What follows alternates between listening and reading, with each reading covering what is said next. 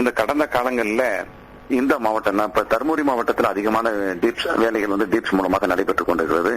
குறிப்பாக ஒரு 4-5 திட்டங்கள் செஞ்சிட்டு இருக்கோம். ஒன்னு பெண்களுடைய பொருளாதார மேம்பாடு, இயற்கை வளங்களை பாதுகாப்பது, இனப்பெருக்க நலம் மற்றும் உரிமைகளை உத்தரவாதப்படுத்துவது, பெண் குழந்தை சிசுக்களை தடுப்பது, பாலின விகிதாச்சாரத்தை மேம்படுத்துவது ஆகிய பிரச்சனைகளை மையமாக செஞ்சுட்டு இருக்கோம்.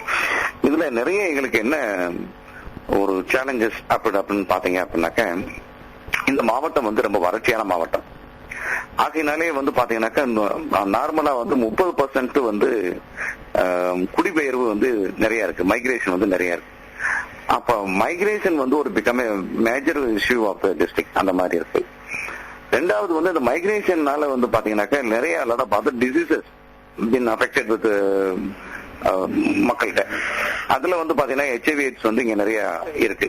இன்னைக்கு நாமக்கல் கூட இன்னைக்கு அது குறைஞ்சிருச்சுன்றாங்க. அதுக்கு அடுத்தாப்புல இன்னைக்கு சேலம் தருமபுரி இன்னைக்கு நிறைய இருக்கு. அதுக்கு அடுத்த பிரச்சனை பெண் சிசு கொலை இங்க நடைபெறுது.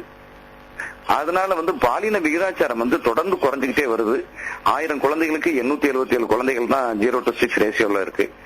ஆக இந்த பிரச்சனைகள் தான் நம்ம மேஜரான ஒரு இஷ்யூஸ், டெவலப்மெண்டல் இஷ்யூஸை நம்ம பாக்குறோம்.